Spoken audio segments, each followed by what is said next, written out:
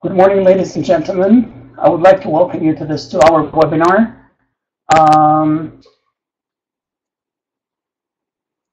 Please, if you can hear me, if you can see me, if you can see the screen, please type in, please use the chat box to say yes, if you can hear me or if you can see the screen, please say yes. All right. Just to make sure that everybody can hear me. If you can see the screen, please type in. All right, so you can hear me, you can see me. So let's get started. All right, good morning, ladies and gentlemen. I would like to welcome you to this 2-hour webinar. My name is Danny Glick, and I'm the Director of Pedagogical Implementation at EduSoft.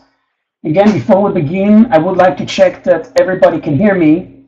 So on your left-hand side of your screen, at the bottom left-hand side of your screen, you should be able to see a chat box. Bottom hand side of your screen. Please type in your name, right, and the city where you come from, the city where you live, if you can hear me. Right, type in your name, right, and the city where you live, if you can hear me. All right, so please type in your name and the city. Jorge, Lima. Jorge from Chiclayo. Pedro from Arequipa. Right, so please type in your name, right, together with the city where you live or where you work as a teacher. Diana from Lima. Good morning, Diana. Mirko, good morning, Mirko. Excellent. Carmen from Lima. Buenos días, Carmen. Muy buenos días, Carmen. We're still waiting for a few people. Excellent. Thank you, Lydian. Lydian from Callao. Helen from Callao. Good morning, Helen. Isabel. Chimbote. Good morning, Isabel. Wonderful, wonderful. Yes, he's from Cusco. Yes, Danny from Cusco. Good morning, Danny. Buenos días. Buenos días, Antonio. Yes, Antonio, where are you from? Antonio, where are you from? Please type in the name, the city where you live. Elazar, good morning, Elazar. You're from San Martin, that's in the north. Anita, good morning, Anita. Excellent. All right, ladies and gentlemen, so I would like to welcome you to this 2-hour webinar. I'm very excited to be here. I'm very excited about this webinar. I speak little Spanish or no Spanish, so this webinar will be delivered in English. All right, this webinar will be delivered in English. If you have any questions during the webinar, please write them down on a piece of paper. Please write down your questions on a piece of paper. Questions will be answered towards the end of the webinar. We'll leave a few minutes, 15, maybe 20 minutes towards the end of the webinar, right, to answer any questions you may have about webinar topics. All right, so if you have any questions, please write them down on a piece of paper. Please know that during the webinar, ladies and gentlemen, we're going to be using 2 types of interactive tools. We have a poll tool and we have a chat. All right, so just to try and make this webinar as interactive as possible, to make it as engaging as possible, we're going to be using 2 types of interactive tools, poll tool and a chat tool. Again, the chat tool is at the bottom left-hand side of your screen. So feel free to use the chat tool during the webinar. However, questions will be answered at the very end of the webinar. So let's look at what we're going to be covering today, ladies and gentlemen. Today I'm going to give you an overview of the HEC 2016 pedagogical model. We're going to look at the new pedagogical model which Minedu teachers should be following, should be implementing with their students. We're going to define what blended learning is and the benefits of blended learning for students and teachers. Next, we're going to look at the materials which accompany the English Discoveries platform. All right, so I'm going to give you an overview of the classroom materials, the lesson plans, the handouts, the classroom activities which accompany the English Discoveries platform. And finally, you're going to experience a mini lesson, a 5, 10, 20-minute lesson as students. All right, I've prepared a lesson plan, right? A mini lesson plan which you're going to experience as students. And this lesson plan will be followed by reflection and open discussion about the role of the teacher in EduSoft's blended environment. So, ladies and gentlemen, let's get started. Let's get started, ladies and gentlemen, with our first objective. All right, and again, we're now going to define we're going to give you an overview of the HEC implementation model, right? Most of you, many of you are, have 1, sometimes, or maybe 2 years of experience using the platform, working with the EduSoft Minedu solution. So as many of you know, the solution combines 3 hours a week. All right, 3 hours a week of classroom teaching with 2 hours of computer learning. 2 hours a week, 2 computer hours, 3 classroom hours. All right, so there are 2 hours a week of computer-based instruction combined with 3 hours of classroom-based teaching.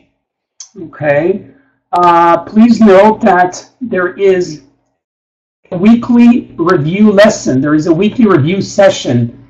At the end of the week, there is a review lesson where teachers are encouraged or even required to review the weekly lessons or the weekly objectives. All right, so there are 2 classroom hours, 2 computer hours, a weekly review lesson. Okay. Now, there are different implementation options, or there are different learning options, to cover the learning objectives. You can have 5 sessions of 45 minutes each. You can have 4 sessions of 2 hours and then 3 sessions of 45 minutes each, 2 plus 2 plus 1, or 2 plus 3. All right, so there are different implementation options, ladies and gentlemen, but the model combines 3 hours or 3 teaching hours with 3 classroom hours with 2 computer hours. All right. So, ladies and gentlemen, the model offers 5 hours a week over 36 weeks. That's a total of 180 blended hours, right, per each school year. All right, that's 5 hours a week, 36 weeks. That's 180 classroom hours or blended hours per academic year, per school year. Now, the platform, ladies and gentlemen, comes with a companion website. There is a website, right, a companion website which provides useful material and resources for you, for Minedu teachers. All right, so let's take a quick look at the companion website. All right, we'll take a quick look at the companion website. Just hold on a sec. Let me see, I want to share my screen, show you my screen, share screen.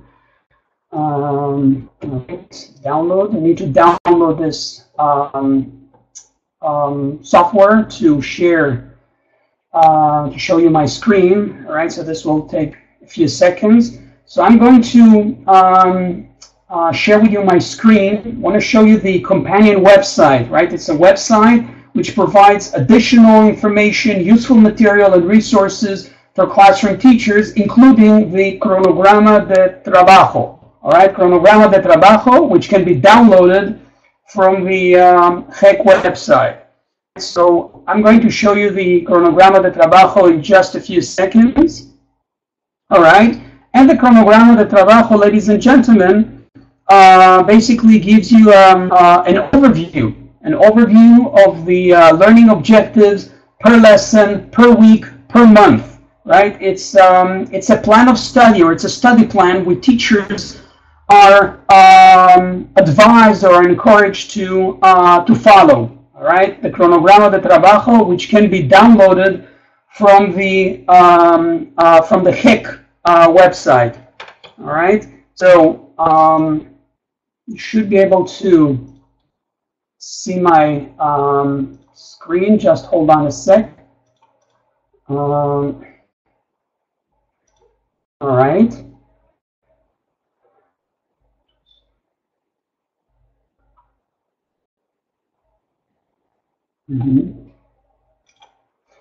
All right.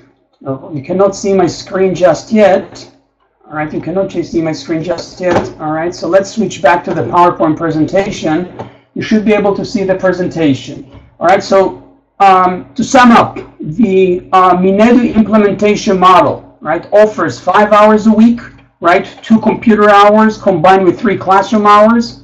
All right, 36 weeks. Right, that is 180 blended hours per school year.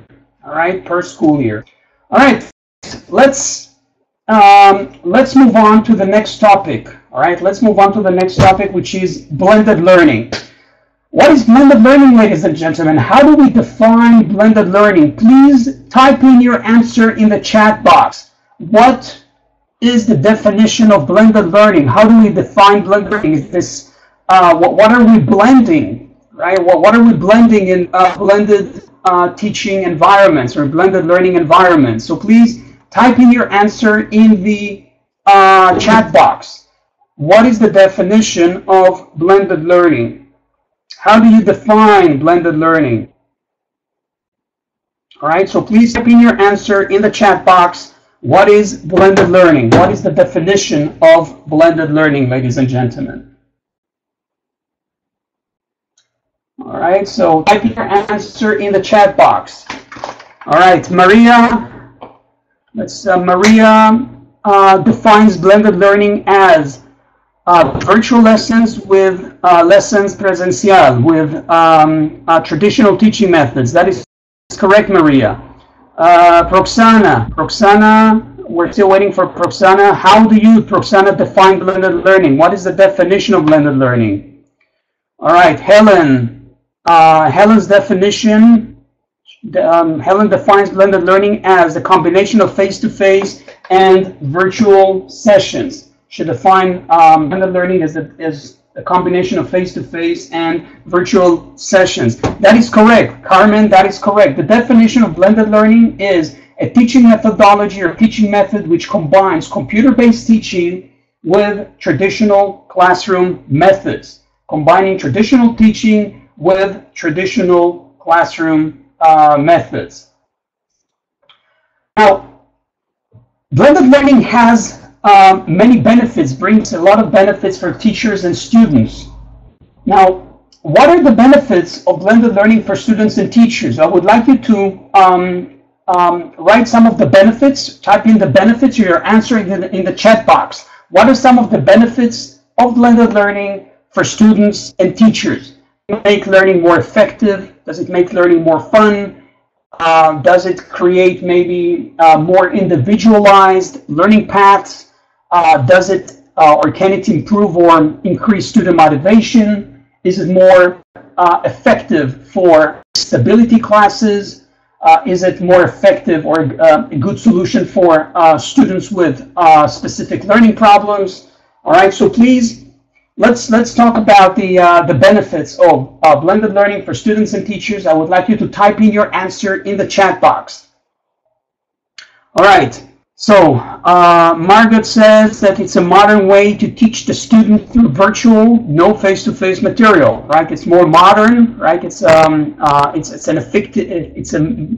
effective way of teaching young learners, or it's effective way of teaching 21st century students. Right, 21st century students. These are, you know, the digital learners. All right, students who were born into this age, into this era of technology. So obviously, you know, it makes learning more engaging. It makes learning more fun. Learning is more individualized. All right, so it has a lot of benefits for students and teachers. All right, we're now going to launch our first poll question. All right, we're going to launch our first poll question, our first survey questions. We want to know how often you modify your teaching methods to accommodate your students' needs. In traditional teaching methods, how often do you modify your teaching methods, all right, to accommodate your students' needs? All right, I'm going to launch the question, or the poll question, on the screen, right? You will be provided 4 answers or 4 options, right? If you always modify your teaching methods, click on the first answer, always. If you often modify your teaching methods, click on the second answer, often. All right, so I'm now going to launch the question, all right? And, all right, so let's launch our first poll questions about the teaching methods. Share your screen, open, create polls. All right, so we want to launch our first poll questions, this time strategies. Open. All right, you should be able to see the first poll question on your screen. So please, ladies and gentlemen, place your vote. Place your vote. And again, the question is, how often do you modify your teaching methods to accommodate your students' needs? All right, so please place your vote by clicking, right, by selecting one of the answers on your screen. Right, we can see that the most popular answer is A, always, siempre. Most of you, right, about 30% of you clicked or chose A, right, as the correct answer. All right, so most of you change and modify your teaching methods in order to make learning more effective. 32%, right, 32% of you, right, see that the most popular answer is answer, the first answer, which is always. All right, let's launch our second poll questions, and this time we want to know whether new technologies has affected traditional teaching. Whether new technologies, ladies and gentlemen, has affected new technology and traditional teaching. If you think that technology has affected traditional teaching, click yes. If you think that technology hasn't affected traditional teaching, click no. So let's vote, or let's launch our second poll question. This time, the question is about, we want to ask you a question about new technologies and how new technologies have affected traditional teaching. So please place your vote. All right, if you think that technology has affected traditional teaching, please click yes. If you think that technology hasn't affected traditional teaching, click no. All right, I'll give you a few seconds to do this. Give you a few seconds to do this, ladies and gentlemen, a few more seconds. If technology has affected teaching, click yes. If it hasn't affected teaching, click no. All right. All right. So, interestingly, we can see that the most popular vote is no, that technology has not affected traditional teaching. Well, hopefully by the end of today's webinar, you will change your mind, right? Because we are going to talk about how to effectively integrate technology into the classroom. All right, let's switch back to our PowerPoint presentation, ladies and gentlemen. All right, it's interesting that many of you think that technology hasn't affected classroom or traditional teaching. All right, so many of you, at least 20% of you, think that technology has affected traditional teaching. Now the question is how. The question is how it has affected traditional teaching and what are the benefits of new technologies for teaching and learning. So new technologies have or bring many benefits to the EFL classroom. It promotes interactivity. It promotes collaboration. Right? It also increases student motivation. And it makes student progress monitoring easier. right? When you use new technologies like the teacher management system or any management system, it makes student monitoring easier, right? Everything is scored automatically using the platform, right? You don't need to grade, right? You don't need to grade the assignments or the online exams or quizzes. It's all done automatically by the system. Now, ladies and gentlemen, education has changed dramatically over the past 3 decades when schools began utilizing the internet in the early 90s, right? Centuries ago, like in the 19th century and even, in the 20th century, the teacher was the main source of knowledge. The teacher was, was the main source of knowledge. Students were sitting behind desks, right, taking notes, copying notes and words from the board, right? The lessons were teacher-centered. Whereas we're promoting, right, a completely different approach to language learning. We're promoting an approach where we promote, or where technology is used to promote interactivity and collaboration, where students work in pairs or small groups to make learning more effective, right, to increase motivation, right? In our teaching methodology, a teacher is no longer the main source of knowledge, right? Students working together in pairs, in small groups, to construct, to build new knowledge, right? It's called, this theory is called constructivism, right? Students build new knowledge, right, through pair work, through group work, using handouts and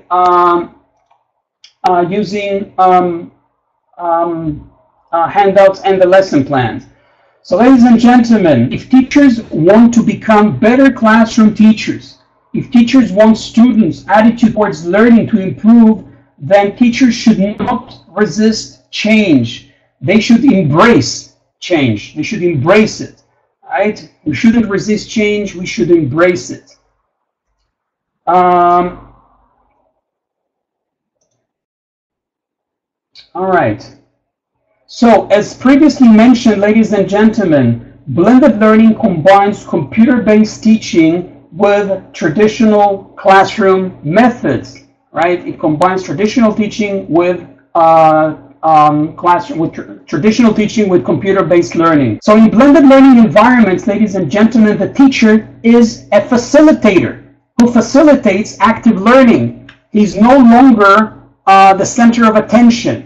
The teacher facilitates active learning. His role is, basically has changed from being a sage on the stage to being a guide on the side. All right? Teachers are no longer the center of attention, ladies and gentlemen. Teachers should facilitate active learning and encourage students to construct their own meaning through pair and group work. All right, so in this learning environment, the role of the teacher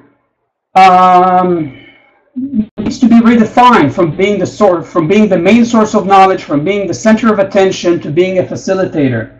So how does all this apply to the EduSoft and Edu blended learning environment, ladies and gentlemen? How does all this apply to our learning environment? All right, so in our environment, we combine computer-based learning, right, with group work and pair work, right? We combine computer-based learning with group work and pair work, right? Our lesson plans promote active learning. Our lesson plans promote pair work and group work, all right? We are promoting a more active learning, a more student-centered approach to language learning. And using our workbook, students can review and practice and expand on the lesson objectives. In our learning environment, ladies and gentlemen, the teacher is a facilitator who facilitates active learning through pair work, group work, and collaborative learning. All right? This handout, for example, is done in pairs, where student A asks his partner 7 questions and then write 3 questions, all right, to ask their partner, right? So activities are done in pairs and small groups. This activity is done in small groups. Students look at these restaurant ads and decide which restaurant they would like or they want to go to and which they don't want to go to. Then they tell their friends where they want to go to. All right, so this is an activity, a handout, which is done in pairs or small groups. And finally, this handout is done in groups of 3. In this activity, students ask and answer questions about dating, where people go out on dates, or how couples meet. So again, in order to in order to make learning more effective, learning should be done in pairs or small groups, right? It makes learning more effective. Now, reflection and metacognition are key aspects of our learning solution. Reflection and self-assessment help students identify their areas of weakness and strengths. All right, so students can identify their areas of weakness and strength when doing the practices, right? To do the practices, right? And then you can identify your own areas of weaknesses and strength. All right, similarly, when taking the exams or the quizzes, which are scored automatically by the system, right? Students can compare their answers with the correct answer and identify areas of weakness and strength.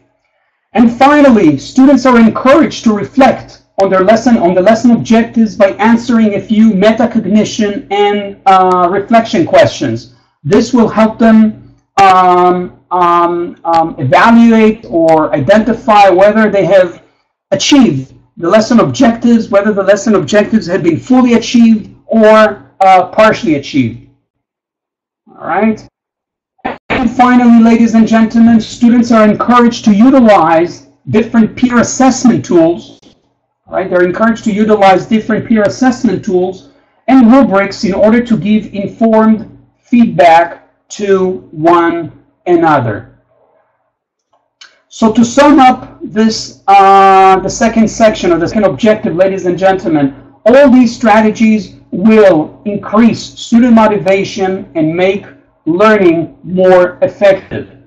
To sum up, blended learning has practical, academic, and cognitive benefits for teachers and students. It fosters collaborative learning, right? It fosters collaborative learning. It puts learners at the center of the learning process, right? And finally, it provides more exposure to the target language, and it appeals to a variety of learning styles. All right. So, ladies and gentlemen, let's move on to the next objective or to the next topic, which is an overview of the HEC 2016 overview of the HEC 2016 English program. All right. Now, as mentioned previously, ladies and gentlemen, the companion website provides useful material and resources for Minedu teachers. This is where you can find the cronogramas de trabajos and the lesson plans, right? The chronograma and the lesson plans can be downloaded from the Minedu website, right? So our lesson plans have been uploaded to the Minedu websites. There are hundreds of lesson plans which can be downloaded from the website. Now let's take a closer look at the English Discoveries lesson plan. Right? We're going to take a closer look at the English Discoveries lesson plan. The lesson plan, ladies and gentlemen, enables students to focus on communicative activities in class through face-to-face interaction. So the computer lessons, which follow each classroom lesson, help students reinforce what has been presented in class. All right. Now each lesson, ladies and gentlemen, starts with a lesson overview, right? And the lesson overview provides teachers with a list of intended learning outcomes or a can-do list. All right. So when you prepare your lesson plan, you need to look at the lesson objectives, right? To make sure you're clear, you understand what the objectives are, what the lesson goals are, and how these goals can be achieved. All right. Each lesson, ladies and gentlemen, opens with a review and expansion of the section students worked on in the computer program. All right, so each lesson has a review activity or a practice activity to review what students worked on in the computer program. Now, this includes review of vocabulary, content, role plays, and activities that expand on the topic. Now, it is important that students get the opportunity to act out the role plays, both in pairs and in front of the class. All right. The next section serves as a lead-in to the next computer lesson. Right. So the previous slide, the previous section serves as a review or as an expansion, whereas this section serves as a lead-in to the computer lesson. Activities are provided to introduce the topic of the unit, all right, or computer lesson by drawing on students' previous knowledge. All right. In other words, we prepare students for the next computer lesson by drawing on students' previous knowledge. All right. Then we assign the computer lesson. We write the computer path on the board. You should write the computer path, the computer activities on the board, all right, to make sure students are clear, right? Students clear on the computer activities and homework assignment. All right, as mentioned previously, each lesson has a metacognition and an evaluation section. Right, you need to go over. You need to go over the metacognition and evaluation questions. All right, with your students to make sure that the lesson objectives have been achieved. All right. Now, the computer path for each lesson is also given for teachers to review with students. Right. Teachers should take the time to make sure that students understand exactly what is required of them in the computer lesson and homework assignment. All right. So each lesson, ladies and gentlemen, comes with or has a computer path. This is given. It's written in the. You can find the computer path in the lesson plan. You need to write the computer path and the homework assignment on the board. All right. So again, going back to the previous slide, right? Each lesson comes with lesson objectives. You review the lesson objectives to make sure you know that you know what the lesson objectives or the learning outcomes of each lesson are. All right. Then you look at the first activity, which is desarrollo, which is the expanding on. Right? In this activity, you expand on the computer lessons or the computer objectives, the desarrollo. Note that the lesson objective also specify, right, the amount of time, right, that you should spend on each activity, right? So you should spend 25 minutes on the first activity, the expanding on, all right? This is followed by leading into, right, which is a pre-computer activity, right? So your lessons, each lesson is divided into 2 or 3 sections. The first section is the desarrollo, where you expand on, where you review on the lesson objectives, and this is followed by leading into, which is preparing students for the next computer assignment. So you've got post-computer and pre-computer activity, post and pre. All right. Make sure that you prepare students for the weekly computer lessons. Right. You should write the computer lessons on the board. You should write the homework assignment on the board. Right. Now there are schools where students do workbook activities during class time. All right. I mean, doing the workbook activities during class time it's fine as long as the classroom activities or the workbook activities match, right? As long as these activities match your lesson objectives or your weekly objectives. All right. All right. And as mentioned previously, as mentioned in the previous slide, the metacognition and evaluation is part of the lesson, of each lesson, right? The purpose of the evaluation and metacognition is to help both students and the teacher to make sure that the lesson objectives have been achieved, right? If students don't know what they learned that day, or if they don't understand today's lesson, or if they are not clear on the lesson objectives, then you as a classroom may have to review, right, the lesson objectives or the same objectives the next lesson, right? You need to make sure one of your responsibilities as a classroom teacher in this blended environment is to make sure that your lesson objectives have been achieved, all right? And if they haven't been achieved, then you should either review or practice those objectives or activities or objectives on the next lesson or in the computer lab.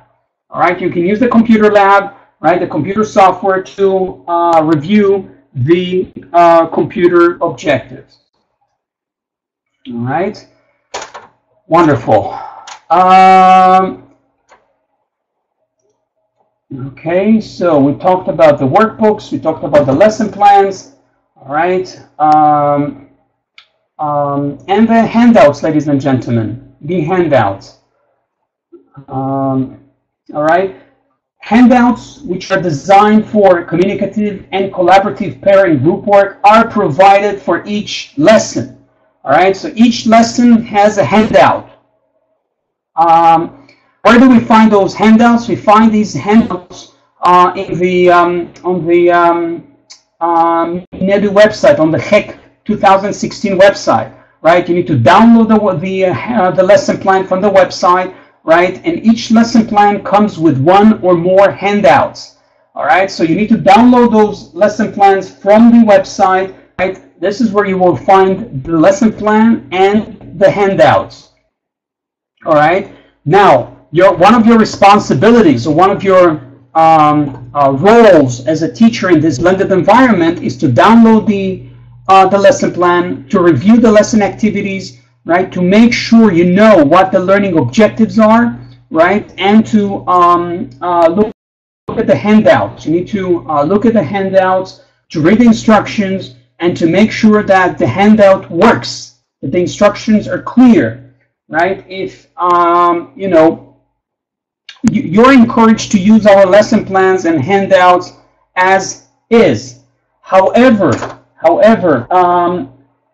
you can make some minor changes or minor adjustments to the lesson plans or to the classroom activities, right? As long as the lesson objectives are achieved. Again, we're giving you a solution, a complete solution, a full solution, right, for both the lab and the face-to-face sessions, right? You can use the materials as is. You don't need to create anything or to, you know, create any new lesson plans or any new handouts. I mean, you can use the materials as is. However, you can make minor changes to the handouts or to the lesson to the classroom activities as long as the lesson activities or the lesson objectives are achieved. For example, all right. For example, I mean, if in a unit about, let's say, Meet a Rock Star, all right, students are asked to write or to plan a radio station dedicated to rock music. All right, now let's say your students don't listen to rock music. Let's say they listen to, I don't know, pop music, or they listen to, let's say, I don't know, reggaeton or whatever. Then you can make some minor adjustments to the activity, all right, in order to make it more engaging. So instead of asking your students to, let's say, plan a radio station dedicated to rock music, you can ask students to plan radio station which is dedicated to, let's say, Latin music or reggae or reggaeton or whatever. All right, so I mean the task basically has the same objectives to plan a radio station. However, you can make a few minor adjustments or a few minor changes to the topic of your handout of the activity. Instead of planning a radio station dedicated to rock, you ask students to plan a radio station dedicated to Latin music. All right, so the objectives of the lesson will be achieved. All right, and the topic would be more engaging or more relevant your Latin American students. All right, so again, you can use the lesson plans and classroom materials as is. However, if you want to make a few minor changes to change the topic or the task so students can relate to the topic or students can relate to the activity, you are welcome to do so as long as the objective of the lesson is achieved. All right, so let's move on to the our next topic, which is the demo lesson. All right, let's move on to the next topic, which is our demo lesson, ladies and gentlemen. You're now going to experience a mini lesson as students. All right, you're going to experience a mini lesson with a pre-computer, computer, and post-computer activity. All right, you're going to experience this lesson because, you know, after experiencing a blended lesson as students, will be easier for many of you to, I guess, appreciate. You will appreciate the benefits of this methodology for students and teachers. All right. So when planning your lesson, ladies and gentlemen, always look at the lesson objectives first. You always need to look at the lesson objectives first.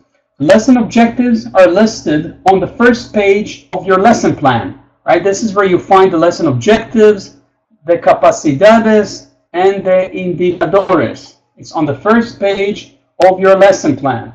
So when planning your lesson, always look at the lesson objectives first. This will help you plan the lesson. All right, so let's get started. You will experience a mini lesson as students. Good morning, students. Good morning, students. What is your favorite music?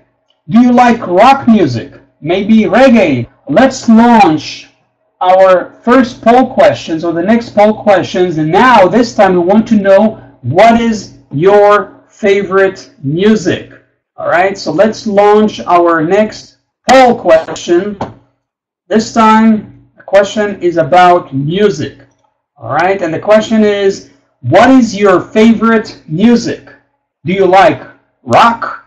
Is it pop? Maybe jazz? Maybe reggae? Or maybe none of the above?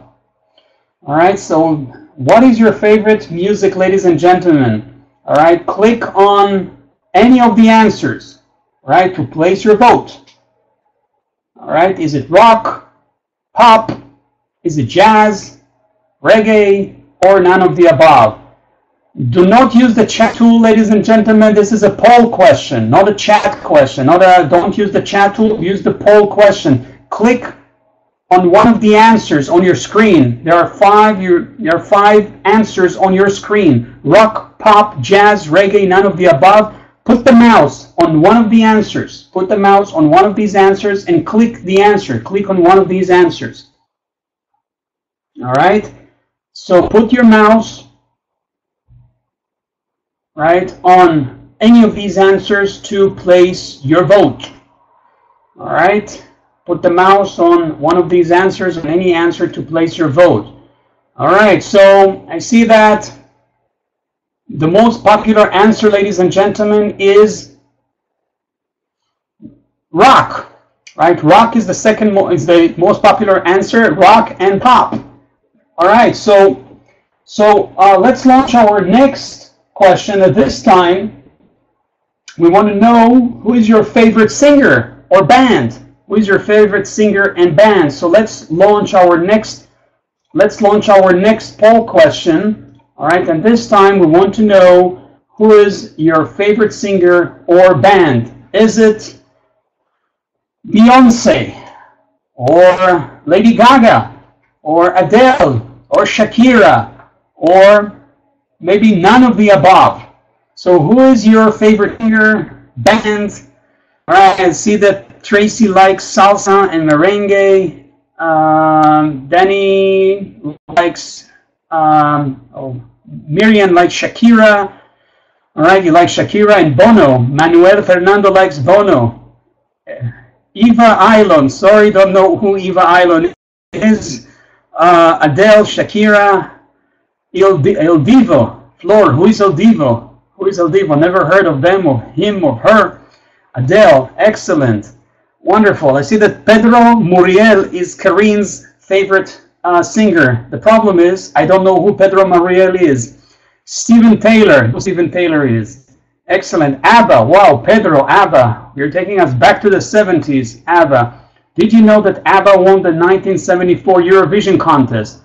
Pedro, a trivia question for you, Pedro. ABBA won the Eurovision contest in 1974. That is correct.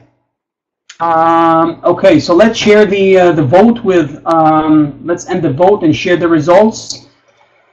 All right, so Shakira is the most popular answer, right? Shakira is the most popular answer. All right, Gloria likes ABBA. Daisy likes Shakira. Excellent, El Divo. Who is El Divo? Flor, who is El Divo? I don't know who is El Divo. Un Nuevo Género Música, I don't know who El Divo is. Sorry about that. Yeah, I don't know who El Divo is. All right, excellent. So you like rock music, you like pop, you like Shakira, and Michael Jackson. Luz Angela like Michael Jackson. All right. So the most popular answer is rock.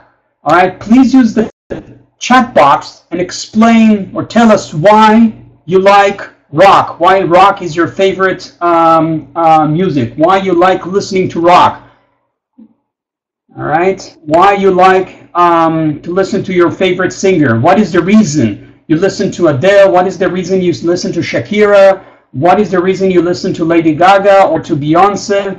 Is it because of the music, because of the lyrics, because of the, I don't know, because of the words, because of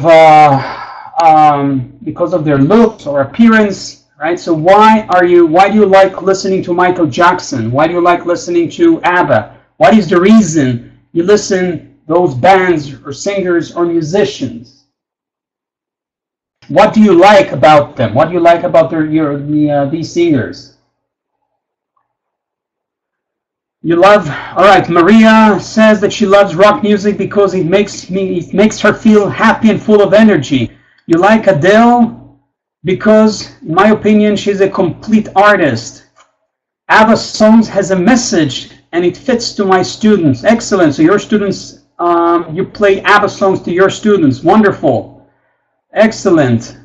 I agree. Develop our own materials to teach. Wonderful. I like rock music because I think it's very fun and happy. Absolutely. I also listen to rock music. I listen to Elton John. I listen to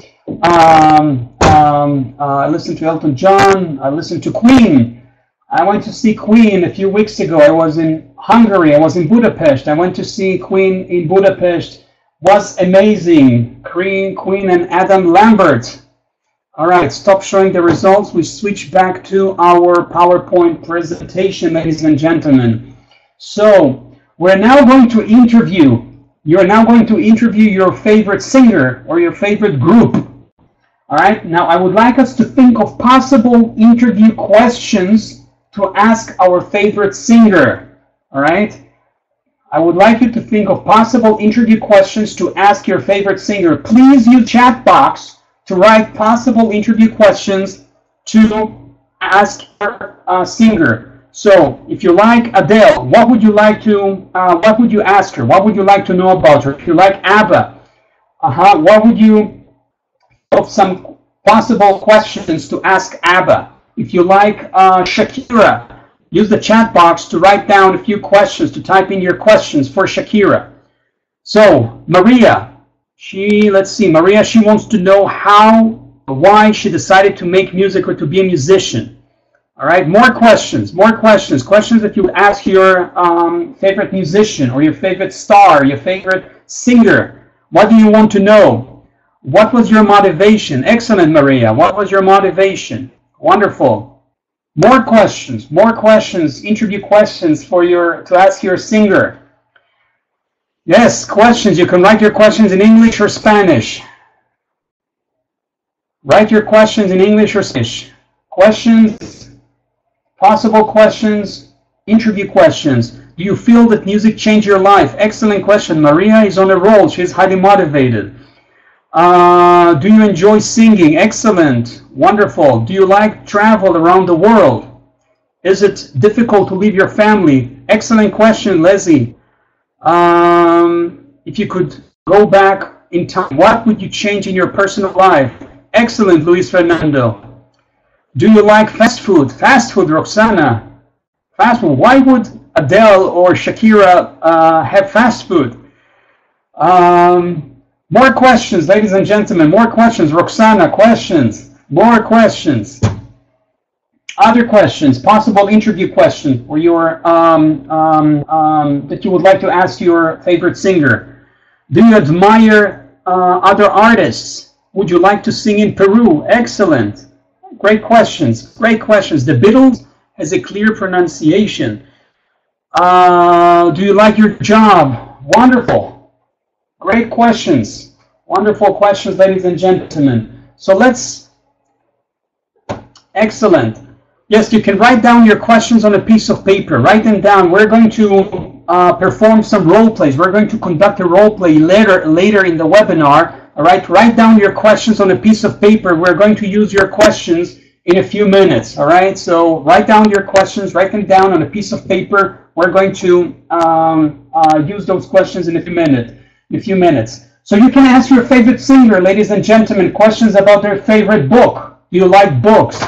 Or you can ask them questions about their coffee drinking habits. Do you like coffee? How many cups of coffee do you drink a day or every day? Or if they like travel, or if they like healthy food. All right? So you can ask them questions about their eating habits, if they like healthy food. Or you can ask your favorite singer if he plays the guitar, or if he plays the drums. Or when or how did he learn to play the guitar, or if he or she likes rock concerts or rock music. All right.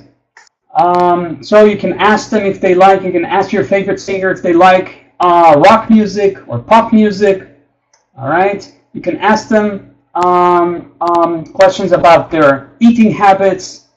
All right. So I'm going to give you a few minutes, say 3 minutes, to write down on a piece of paper 3 questions you would like to ask your favorite singer. All right, so write down on a piece of paper a few questions, let's say 3 or 4 questions, which you would like to ask your favorite singer. All right, you have 3 minutes. Write down a few questions on a piece of paper, questions that you would like to ask your favorite singer. Questions about their food, eating habits, about their maybe about their family, about their wives or husbands, about their children, about their kids, about their cars, about their home, their house. All right, about their hobbies. All right, so you have 3 minutes. Write down on a piece of paper 3 questions you would like to ask your favorite singer. Write this down. You can write down the questions in English or Spanish. All right, 3 minutes.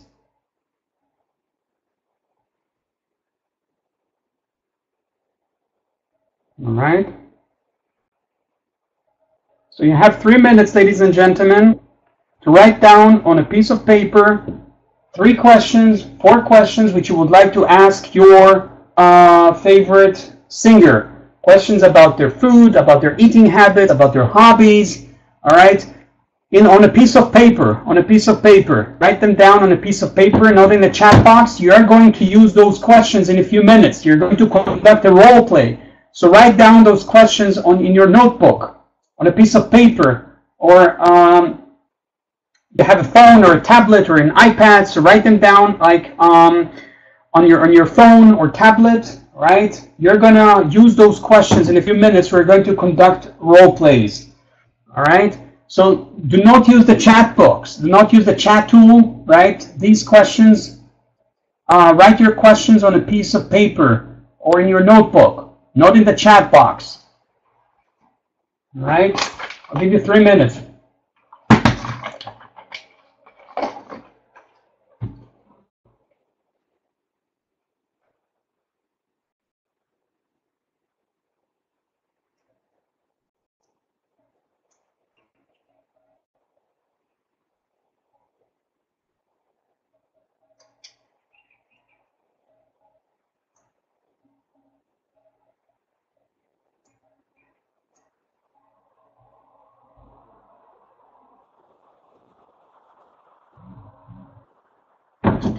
All right.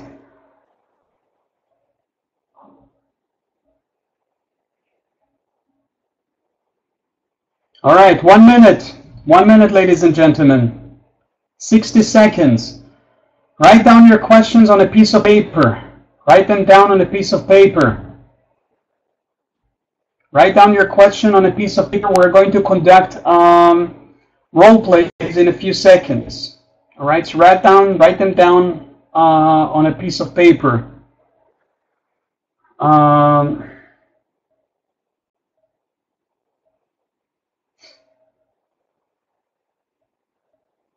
right, 30 seconds.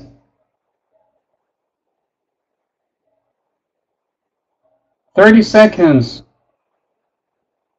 30 seconds, ladies and gentlemen.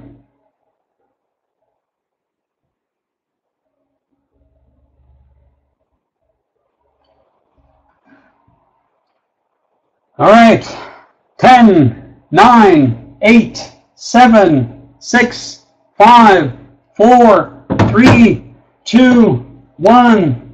All right, excellent. Excellent, ladies and gentlemen. So before you conduct your role plays, let's look at some frequently used words or phrases or questions which you may want to ask or use during the interview. What is your favorite food? What is your favorite destination? What is your favorite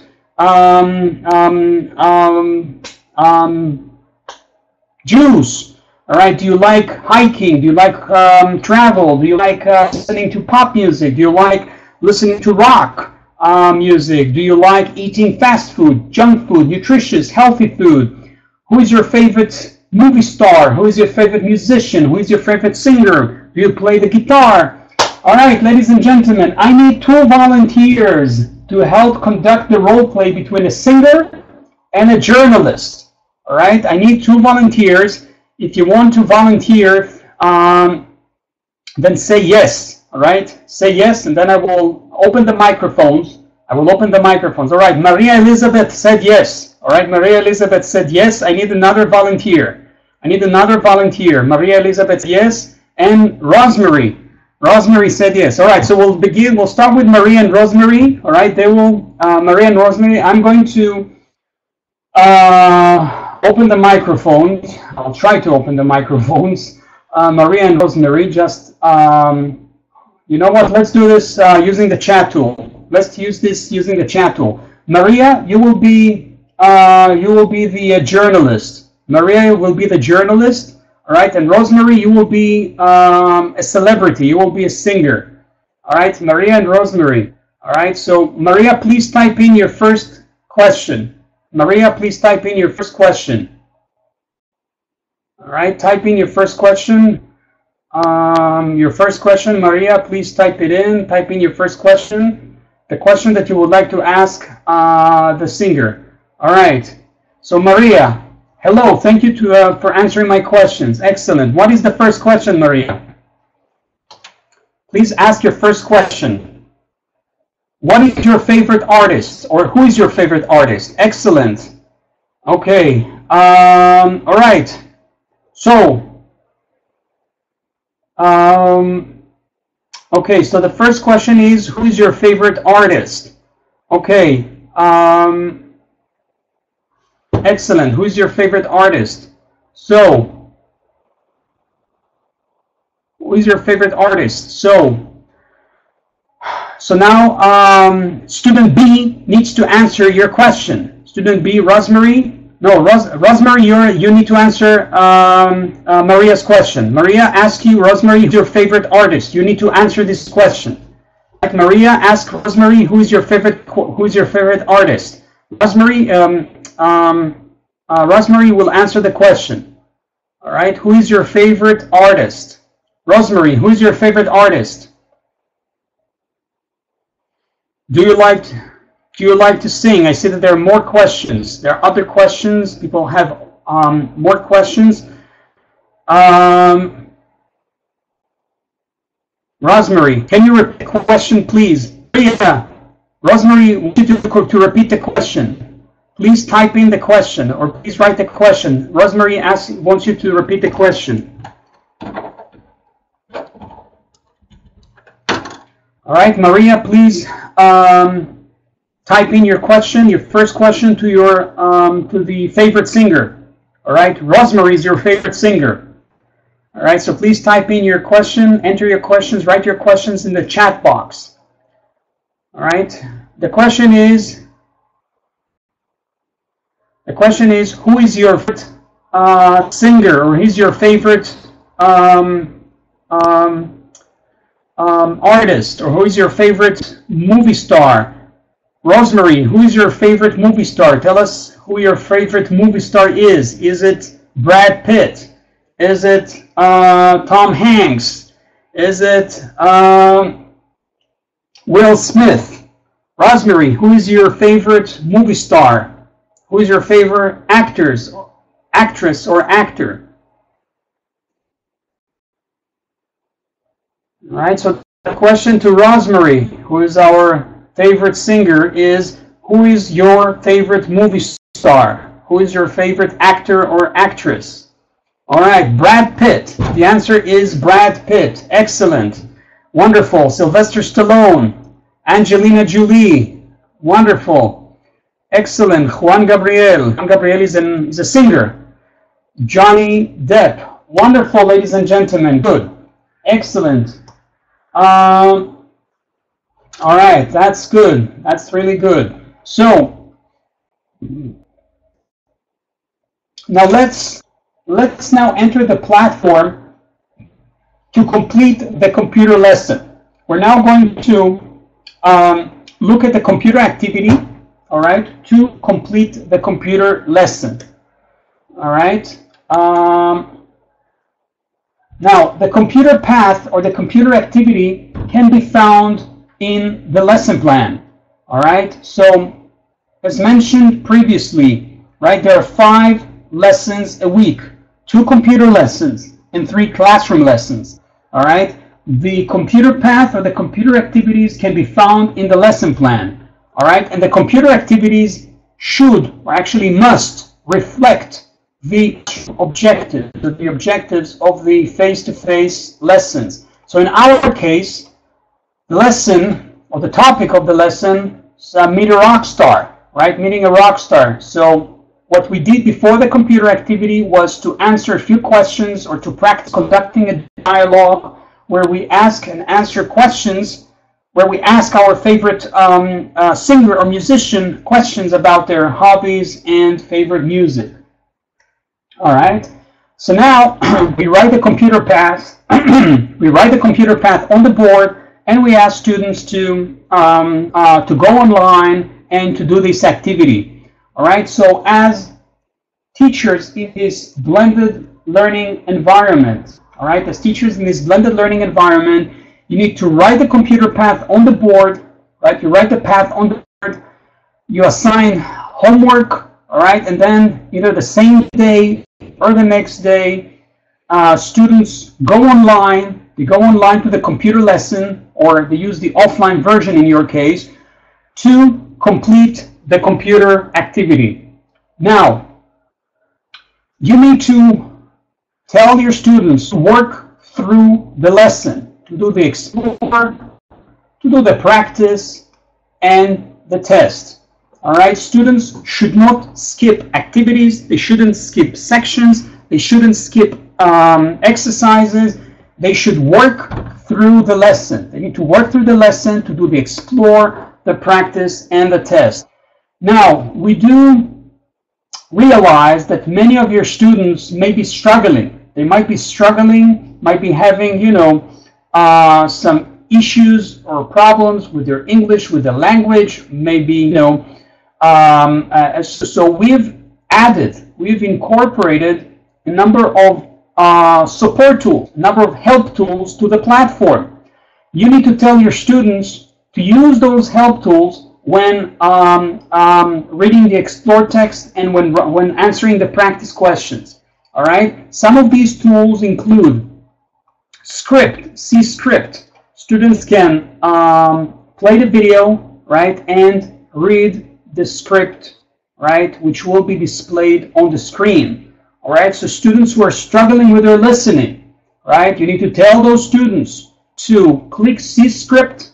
The script will be displayed on the screen. Students can watch the video or listen to the dialogue or hear the dialogue and read the script. All right. There's a bilingual dictionary. Students can use the dictionary, right, to get the meaning of unfamiliar words.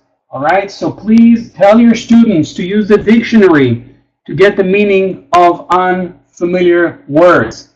They can also click see translation, right? They can click on see translation to get the meaning of the words or sentences in Spanish. All right, so we do realize, ladies and gentlemen, that there might be a few struggling students. Struggling students might be struggling with their listening. Your job, right, your role as a teacher in this blended environment is to tell the students to use all the help tools, to use the C script, hear part, C translation, record yourself, all the help tools which will help or support the struggling students. All right. Now, one of your key roles, right, as a teacher in this blended learning environment, when you're in the lab, ladies and gentlemen, you should be walking and monitoring your student progress. You need to make sure that students work through the lessons and that students complete the weekly computer lesson. In this case, the weekly computer lesson is called Be the Rockstar. So you need to make sure that your students complete the weekly lesson, right? And are not working on the wrong lesson or the wrong unit or the wrong component or wrong activity, all right? Or worse, even watching, videos on YouTube. All right, so you need to make sure that students complete the weekly assignment. All right, so you need to monitor. You should be monitoring your students in the lab. You should be monitoring your students in the lab, all right, and make sure that they complete the weekly assignment. Right? Students get distracted, so you need to make sure that your students do not get distracted. You need to give them clear guidelines to write the computer path on the board, all right? And when you're in the lab, during the lab session, you should be walking around, making sure that students complete the weekly assignment. All right, William says that students don't know how to manage the computer. That's a very good point, William.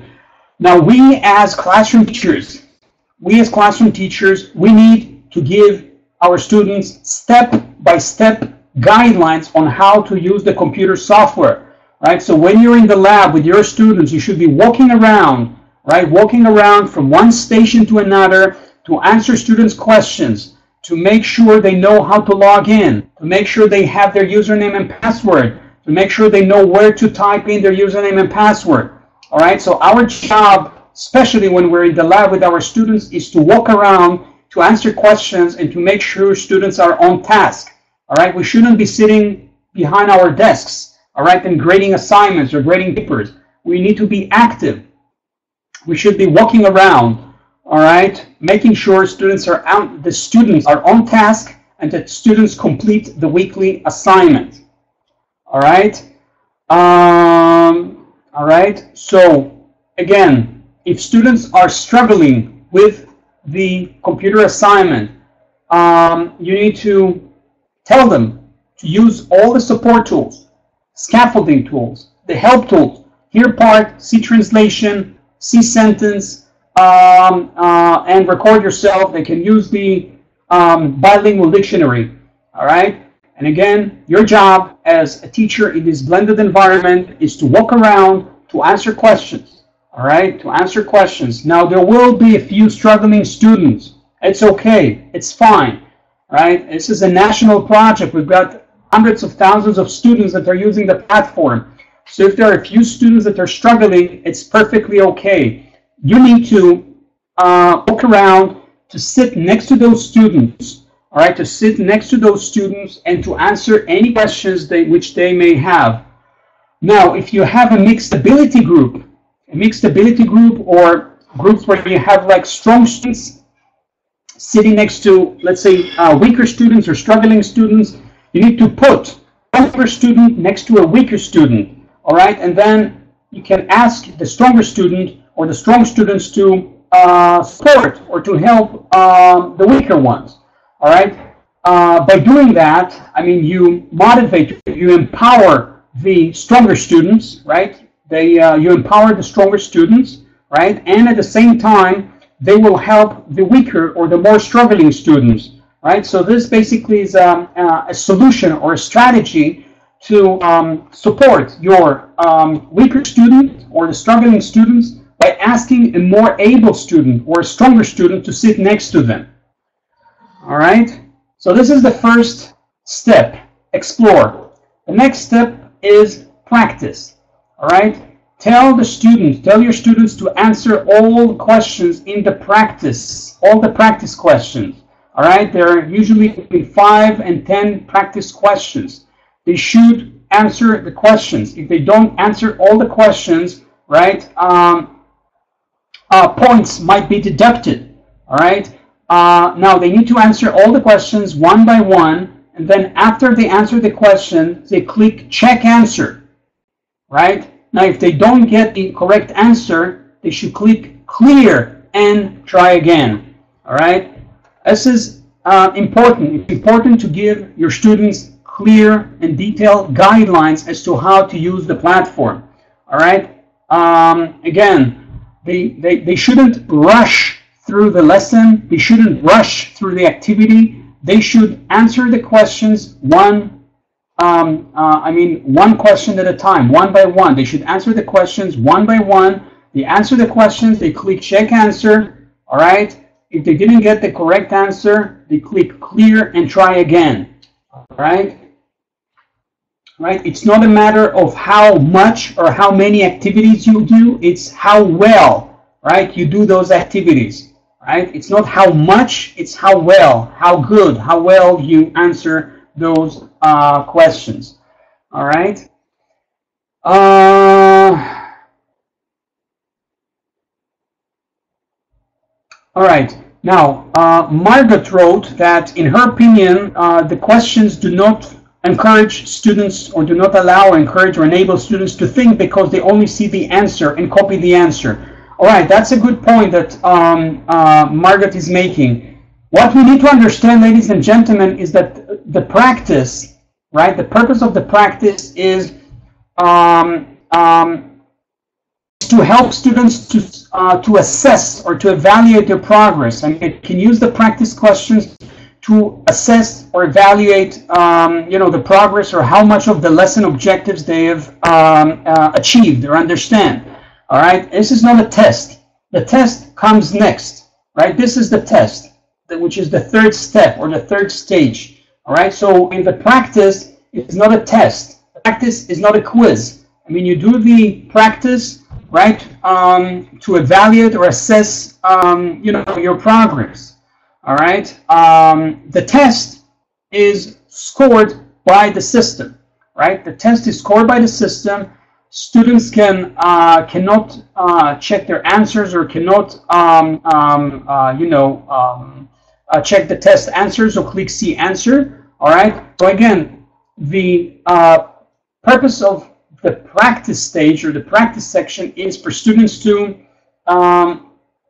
reflect on the learning process. Right. It helps them reflect on the learning process and also evaluate or assess their progress. All right. So if they want to try again, then they're welcome to do so. All right. The test, on the other hand, when taking a test, students cannot check their answer. They cannot click see answer because it serves different purposes. It serves different needs. All right. Okay, we're going to let's move on to the next slide. We will get back to, I will answer questions. We will answer questions like towards the end of the presentation. I will leave 15 or 20 minutes to answer for questions and answers. All right. So let's move on to the post-computer activity. Let's move on to the post-computer activity, and this time we want to launch our next poll questions. And now this time we want to know, what is your favorite radio station? Yes, this time we want to know what is your favorite radio station, ladies and gentlemen. So let's launch our next poll question about your favorite radio station, right? If you listen to radio, then tell us what your favorite radio station is. Is it radio station dedicated to love songs or romance, romantic songs, or a radio station dedicated to oldies, like old songs from the 70s, from the 60s, from the 50s, from the 80s, or radio station dedicated to religious songs, or other? All right?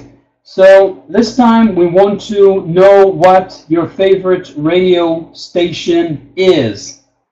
All right, we want to know about your favorite radio station. All right. I said that the most popular answer is other, which means that most of you don't listen to love songs, oldies, or religious songs. So please, 16% of you, right? The most popular answer is other, which means that you don't listen to love songs, oldies, and religious songs. So please type in your answer in the chat box. What is your favorite radio station? Please type in your chat box or the answer in the chat box. What is your favorite radio station? Love songs, romance, oldies, reggae, reggaeton, pop music, jazz. Do you listen to documentaries, or maybe you listen to religious songs, romantic songs? Tracy, wonderful. Love songs, Julia. Nacional Radio, Melina. What kind of music do they play on Radio Nacional? What kind of music? Radio station dedicated to oldies. Wonderful, Lillian. Romantic music, romantic songs. Wow. Maria, other. What do you mean other, Maria? Cynthia, pop music, love songs, romantic songs. Oldies, wonderful. Kumbaya, what's Kumbaya, William? I don't listen to Kumbaya. What's Kumbaya, William? What's Kumbaya? BBC, radio, wow, BBC. Excellent, William. Salsa, you listen to salsa and cumbia, wonderful. You listen you listen to radio station dedicated to rock and pop songs, salsa. Oldies, 80s rock and pop music, salsa music, wonderful. Excellent, pop. Good, ladies and gentlemen, good. So you all listen to love songs, oldies, and religious songs. Stop sharing the results. Let's switch back to our PowerPoint presentation. All right, we'll switch back to our PowerPoint presentation. And now, ladies and gentlemen, we're going to plan our own radio station. Yes, ladies and gentlemen, you're now going to plan your own radio station. So I'm going to give you 3 minutes, all right?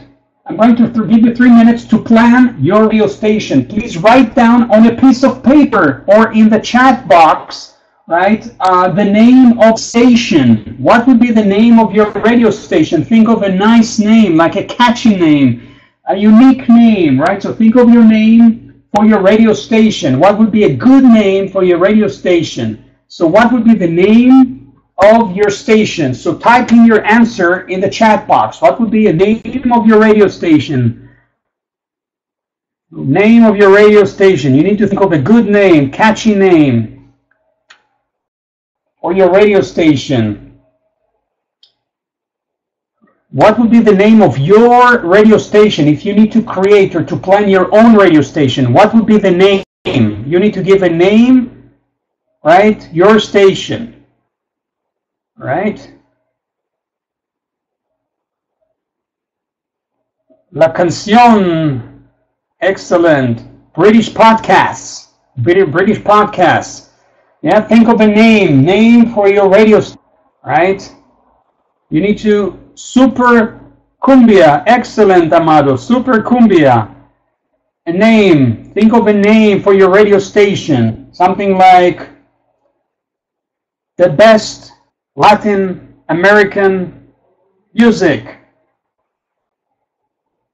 Yes, full electropop, full cumbia music, the best 80s music. Excellent, Margot, the best 80s music, the best music from the 80s. Radio Felicidad, excellent, Karin. Radio Felicidad, wonderful. Peace for Soul, excellent. Peace for Soul, country station. Wonderful. The Jungle radio station, Rosemary. The Jungle radio station. Music from the jungle. Wonderful. Radio Felicidad. It's a good name. It's a catchy name. Santa Monica radio station. Wonderful. For Broken Heart. Broken Heart. Felicita. Isabel. Broken Heart. Who broke your heart, Felicita? Why are you heartbroken? Yes. Radio Romantica. Think of a good name, a catchy name for your radio station. Inca Radio, Inca Radio. You listen to this radio station and you get free Inca Cola for life. Excellent. Radio Caribeña. That's wonderful. All right, so the next question, ladies and gentlemen, my next question to you is, think of musicians that you want to play a lot on your station. Who would you like? Which singers or musicians or bands that you want to play a lot on your station? Why do you want them to play on your station? Think of like musicians or bands or groups that you want to play a lot on your station. Why do you want them to play on your station? Reason. The reason why you want them to play on your station. Bruno Mars. Yes. Yes. Barco. At Dercy, you want Bruno Mars to play on your station. Why do you want Bruno Mars to play on your station? Coldplay, Patricia, why do you want Coldplay to play on your station? Coca Radio, not sure about Coca. I would like about Queen. Excellent, Queen is a, yes, Queen. Why would you like Queen to play on your station? Carmen, why Queen? Why do you like Queen to play on your station? Juan Gabriel, Joner Javier, why do you want Juan Gabriel to play on your station? Beatles, Bee Gees, Queen, excellent. Excellent. Yes. Justin Bieber, Heber Nunez, why do you want Justin Bieber to play on your radio station? Why? Why do you want him to play on your radio station? Rafael, what is the reason? Why do you want all those musicians to play on your radio station? Because their songs are wonderful, Roxana writes. Roxana says because their songs are wonderful. Excellent. All right, so the next question, my next question to you, ladies and gentlemen, is why, or if you could name four musicians that you do not want to play on your stations. 4 musicians that you don't want to play on your station. Musicians that you don't want to play on your station. And why? Why you don't want to play Queen or Justin Bieber or Shakira on your station. The reason why you don't want to play their music on your station. Right? Names of musicians, right? Bands or groups that you don't want to play on your station. And why? Metallica, because it is noisy. Thank you, Melina. Metallica is noisy. Okay. You don't like romantic music. Nunez, you don't like romantic music. So you don't want to play Metallica on your radio station because it's too loud. Right? Names of groups, musicians, singers, bands that you don't want to play on your station. Yes, Justin, Rihanna, you don't like their lyrics. Maria Elizabeth doesn't like their lyrics, so she doesn't want to play Shakira and Justin Bieber on her station. All right, AC/DC. Adderley, she doesn't want to play AC/DC because they're terribly loud. Yes. Yes. You don't like Metallica. You don't like metallic music. Grober, Silvano, Alvan doesn't like metallic music. Mana, Gloria, she doesn't want to play Mana on her radio station. Why do you have against them? Gloria Vega, what do you have against Mana Group? Adela, I don't play. Yes. All right, jazz and metallic music. Tracy, why don't you want to play jazz and metallic music on your station? Give us a reason why. Adele, Grims, Blinka, you don't want to play Adele on your station. Tell us why. Give us an explanation, a reason why you don't want to play Adele on your radio station. Reason, give us reason. All right. Yes. Excellent. So no loud music. No Metallica. All right. Heavy metal because it's very noisy, Maria. It's very noisy. All right. So the most popular answer is relaxing music, love songs, romantic music. All right. You don't like loud music, you don't like Metallica, you don't like AC/DC or metallic music, which is awful and too loud. Kenny Rogers, wow, Pedro doesn't want to play Kenny Rogers on his station. I guess that 99% of the people here, or many of the people here, don't know who Kenny Rogers is. All right, well, Pedro doesn't want to play Kenny Rogers on his station. All right, that's interesting. Kenny Rogers. All right. Okay. All right. Yes. And I'll give you a few more seconds, 30 seconds, right? Tell us about your name of your radio station and musicians that you don't want to play on your radio station. 30 seconds, ladies and gentlemen, 30 seconds. 30 seconds. All right. Daddy Yankee. Well, I don't know who Daddy Yankee is. All right, so now that you experienced this lesson, ladies and gentlemen, we're now going to recap. We're going to reflect on the lesson that you just experienced. All right, so ladies and gentlemen, you have experienced a mini blended lesson as students. All right, and the steps for preparing a lesson includes the following. All right, what are the steps? The first step is you will first need to identify the learning objectives for the lesson. All right, you need to identify the learning objectives for the lesson. Now, where would we find those objectives? Those objectives can be found on the first page of your lesson plan. Where do we find the lesson plans? You can find these lesson plans on the HIC website, right? They can be downloaded. You can download the lesson plans. You can download the handouts from the HIC website. If there are questions, we're happy to answer the questions. In a few minutes, we will open the microphones to answer questions. All right, so you can find the objectives, the lesson objectives, in the lesson plan, right? This includes the objectives, competencias, capacidades, and indicadores. Excellent. So the first, you need to identify the learning objectives for the lesson. Okay.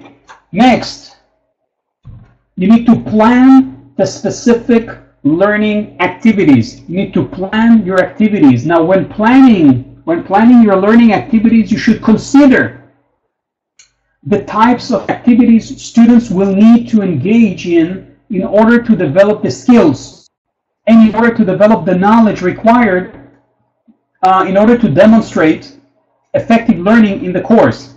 All right, so you first define your objectives, then you plan your lesson activities, your learning activities, right? And the learning activities should be directed, directly related to the learning objectives of the course.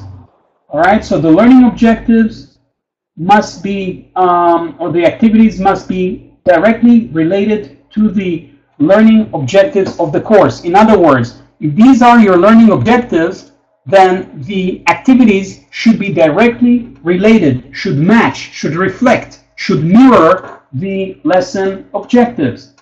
All right? Now, as you plan your activities, you need to estimate how much time you will spend on each activity, right? Time management is important. Time management, lesson management, classroom management, all right, lesson delivery are all key success factors, key factors for a good lesson. Planning your lesson, establishing the objectives, considering the type of activities you will need, right? Making sure that the activities directly related, right, are directly related to the learning objectives of the course, all right? And when planning your activities, you need to estimate how much time you will spend on each activity. Time management, ladies and gentlemen. Now you need to build in time for extended explanations or discussion, right? So again, you need to identify your learning objectives, and you need to your activities. When planning your activities, you need to consider the types of activities your students will need to engage in, right? And make sure that the activities are directly related to the lesson objectives. And as you plan your learning activities, you need to estimate how much time you will spend on each task. All right? Now, as mentioned previously, ladies and gentlemen, you can use our lesson plans. You should use our lesson plans and classroom materials. However, you can make a few minor changes as long as the lesson objectives are achieved. In other words, if you look at this activity, let's look at this activity, the second objective. All right, here it says, what is your favorite music? All right, and here we have a few possible answers: pop, rock, classical, reggae, and cumbia. Now, if you know your students, you probably know your students better than us, right? You know your students well, all right? You know your students better than us, then, you can make a few minor changes. Maybe instead of talking about pop music or rock music, if your students don't listen to pop or rock, then you can, talk about, maybe reggaeton. You can talk about salsa. You can talk about, I don't know, samba or other, types of music that students listen to. All right. So again, as long as the lesson objectives are achieved, you can make a few minor changes to the activity, a few minor changes to the lesson, as long as the objectives, the grammar, and vocabulary are achieve. Okay.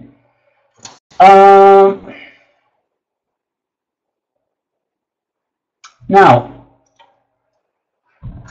some questions to think about as you design the learning activities, right? You need to ask yourself the following questions, all right? What will I do to explain the topic, right? What will I do to illustrate the topic in a different way? How can I engage students in the topic, right? You need to think of activities, right, to engage your students in the topic, all right? And you need to think of some real-life examples, right? Some real-life examples to help students understand the topic, right? You need to think of some real-life examples to help students understand the topic. And again, for the lesson to be more effective, more meaningful, more engaging, you need to always try to relate to your students' interests and hobbies. You don't want to talk about a topic or about a singer, about a movie star, or about an actor that your students are never, don't know much or anything about, right? We don't want to talk about Jack Nicholson with your students.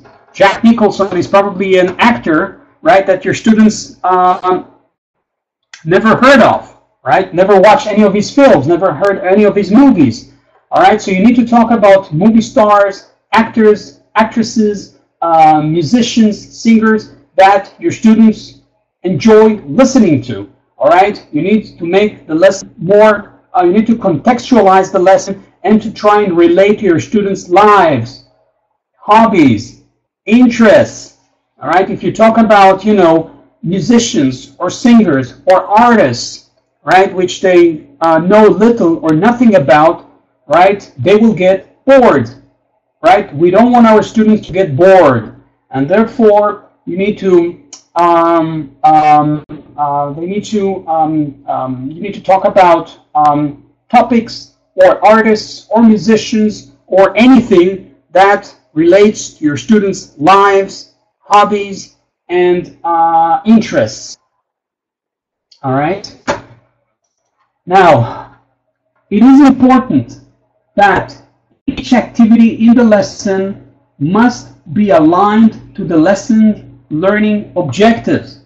All right. Your lesson activities must be aligned to the learning objectives.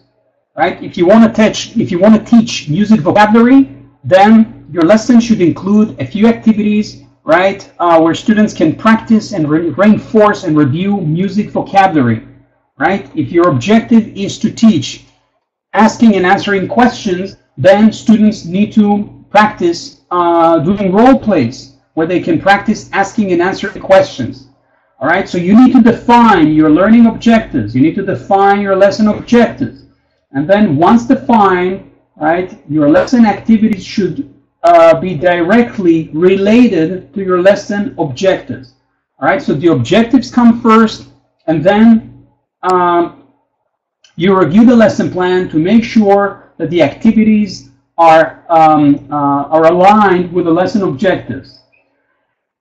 You need to make sure, right? You need to make sure that the activities in the lesson are can engage students in active, constructive, authentic ways. Right? You don't want your students to be passive.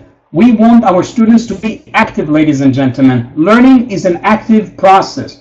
If students are sitting behind their desks, copying words, copying explanations from the board, it's not going to work, right? The lesson must be active, constructive, authentic, and engaging, right?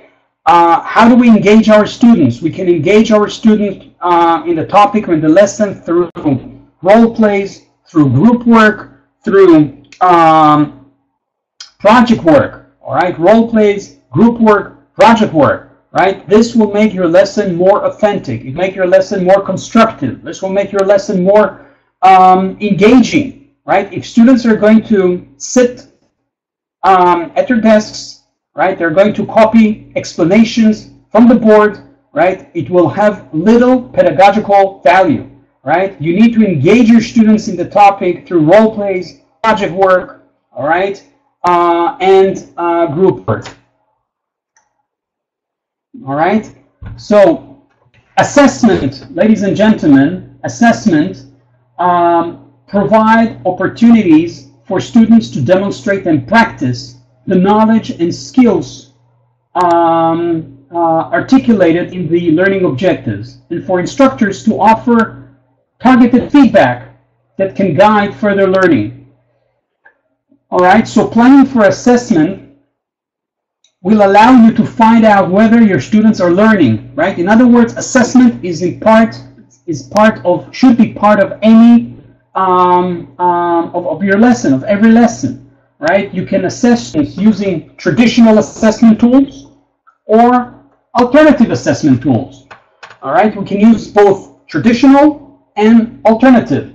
All right, traditional assessment tools. What would be what is an example? What would be an example of a traditional assessment tool? Traditional assessment tools would be quizzes, tests, and exams. These are all traditional assessment tools: quizzes, tests, and exams. What would be an example of alternative assessment tools? All right, so our next question is, what would be an example, or who can give us an example of alternative assessment tool? Please type in your answer in the chat box. Example of alternative, not traditional, alternative assessment tool. Alternative assessment tool. Non-traditional assessment tool. Not a quiz, not a test, not an exam, not a homework. An alternative assessment tool. What would be an example of an alternative assessment tool?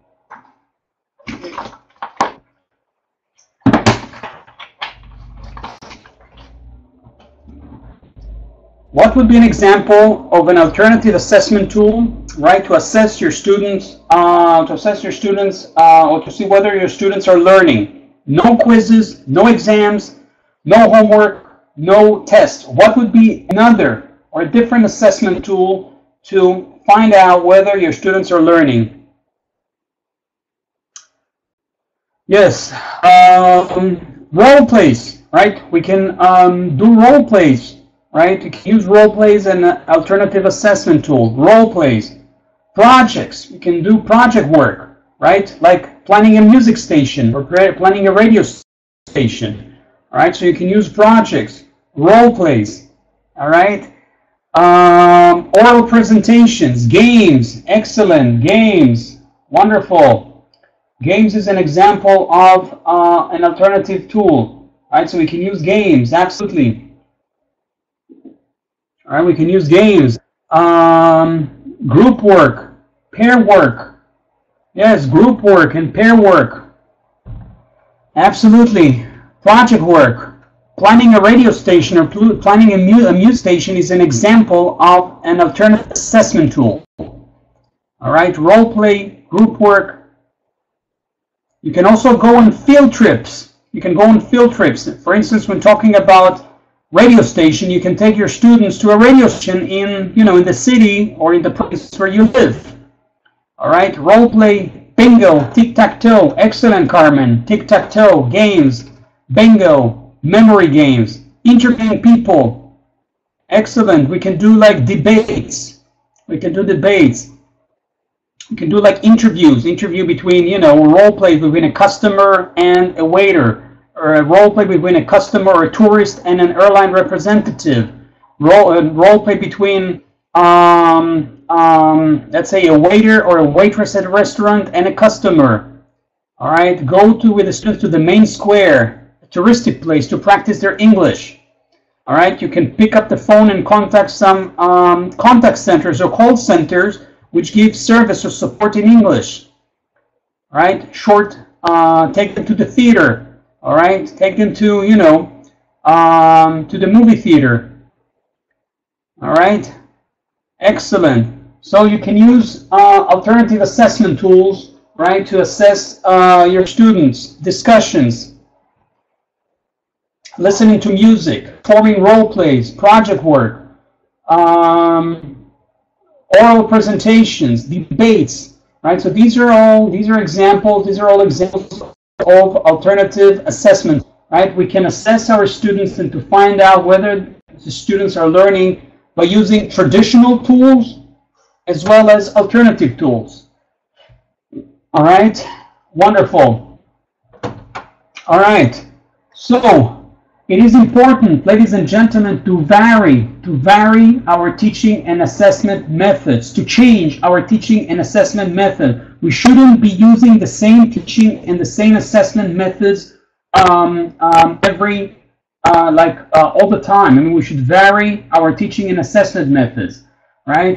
To make the lessons more engaging. You can listen to music, you can watch a video, you can take your students to the lab to do a computer activity, you can do debates, role plays, you can work in pairs, you can work in groups. So it is important to vary your teaching methods, ladies and gentlemen. To sum up, ladies and gentlemen, to sum up,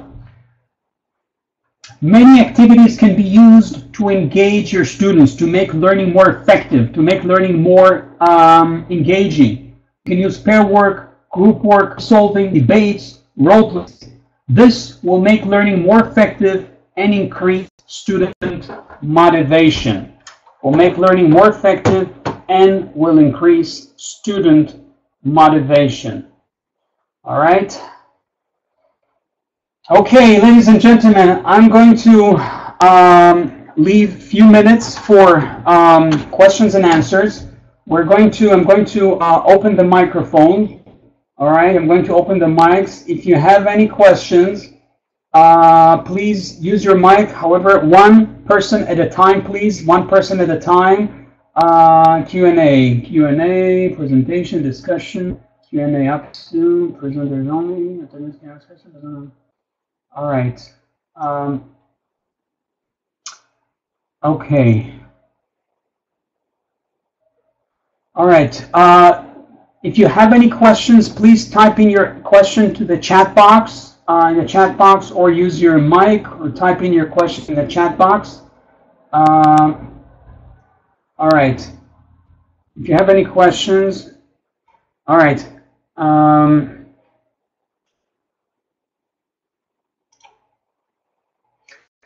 Yes.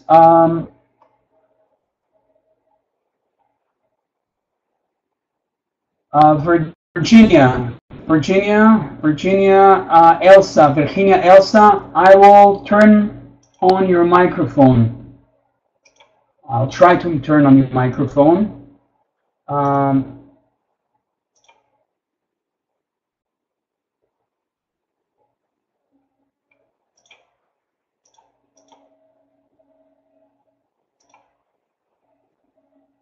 All right. Virginia, Elsa, do you have a question? Do you have any question? You have any question?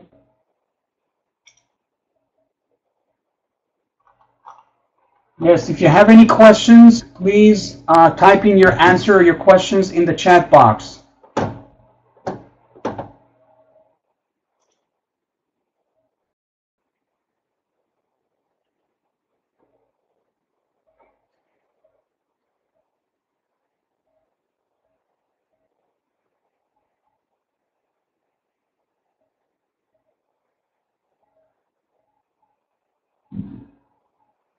All right. All right. So joining me from Lima, Peru, is Andres, who is a member of our team, is a member of our pedagogical team in Lima, Peru. So he will be taking some questions. He will be answering your question through the chat tool. All right. So Andres, over to you. Please feel free to use the chat tool to answer any questions which they may have. All right, so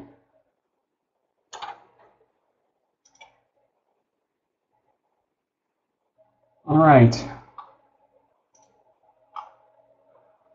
All right, so if you have any questions, please type in your questions in the chat tool, all right? And Andres will answer your question using the chat tool. Sí, ¿qué tal? Buenos días con todos. Mi nombre es Andrés Cáceres, ¿me escuchan?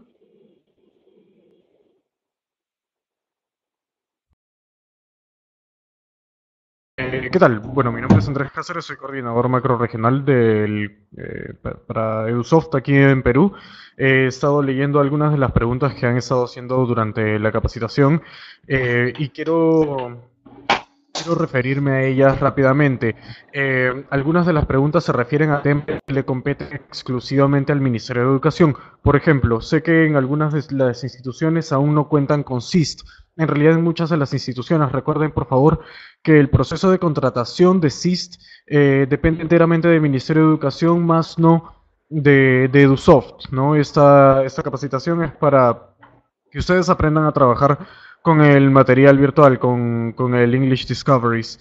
Eh, Después, otras preguntas que tengo a la mano.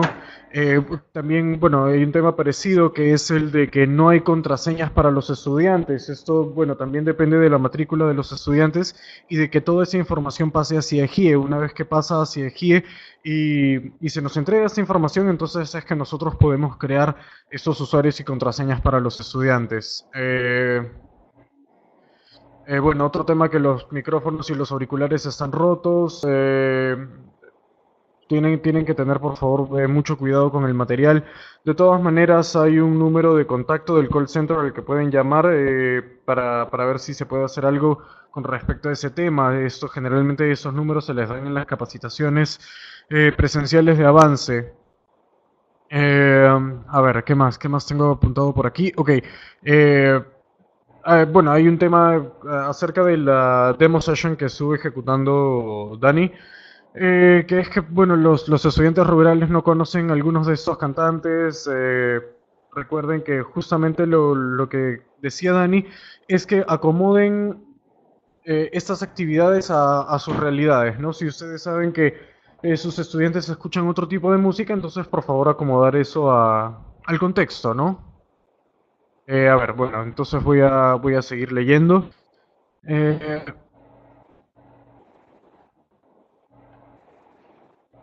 ¿Cómo hacer la sincronización? Ok, el tema de la sincronización, hay videos, hay tutoriales para esto en la página de la JEC. Entonces, por favor, referirse ahí. También esto se dio ya este tema de la capacitación se dio en el número, estamos novena capacitación de avance. La capacitación que acaba de terminar me parece hace 2 semanas, 3 semanas. A ver. Los estudiantes malogran los audífonos y no los quieren pagar. Ok, a ver, un momento. Estoy leyendo muchas de las preguntas que tienen que ver. A ver. A ver, recuerden que muchas de estas cuestiones no dependen de nosotros como EduSoft, sino del Ministerio de Educación. Si, por ejemplo, no tienen acceso como docentes, es porque tienen que verlo de la plataforma del CIGEC. Veo igual, me dicen que no hay SIST. Una vez más, eso no depende de nosotros, sino de las contrataciones del Ministerio de Educación. El examen de la el examen de entrada sí lo tienen que dar del 14 al 18, las fechas de exámenes no cambian.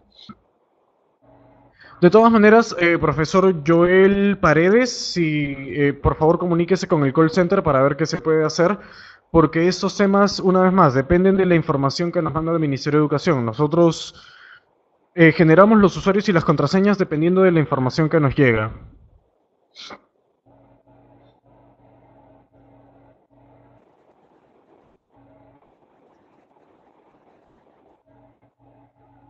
A ver, tengo una pregunta más. ¿No se supone que tienen que ir a los colegios? No, nosotros hacemos una capacitación presencial de avance en lo que los docentes tienen que ir a las instituciones que hemos habilitado para cada una de las capacitaciones.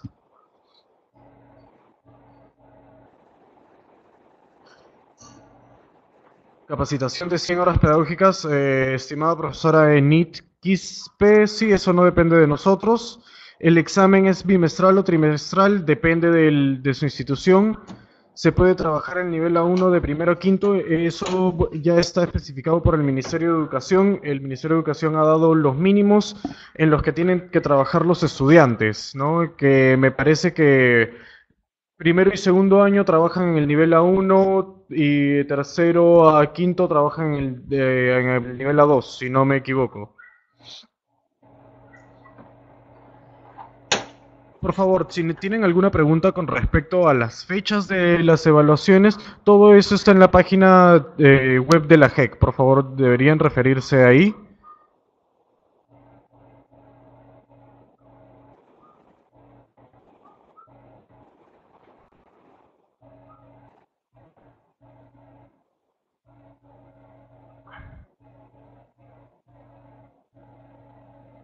Sí, bueno, sí, en realidad estoy leyendo, bueno, la mayoría de preguntas se refieren a lo mismo, ¿no? El caso de los niveles, una vez más, eso ya está programado por el Ministerio de Educación.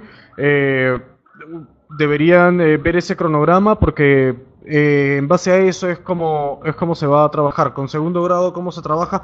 Una vez más, eso está en el cronograma de actividades de la JEC. Pueden entrar al link, voy a buscarlo un momento.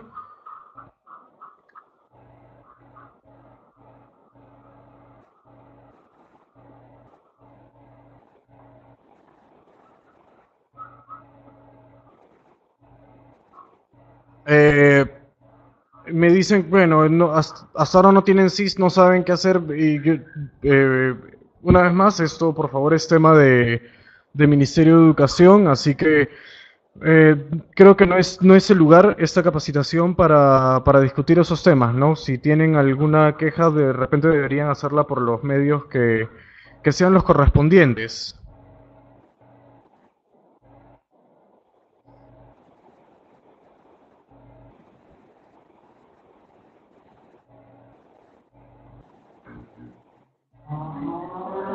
Ok, muchas gracias entonces. Los dejo con Danny Glick para que siga resolviendo las dudas que tengan en cuanto a la capacitación. Danny, back to you. All right. Thank you, Andres. Andres, can you hear me? Okay. All right. All right. So, Just in case, I'm still here. to sum up. Oh, can they hear me? Can they? Yeah. Right.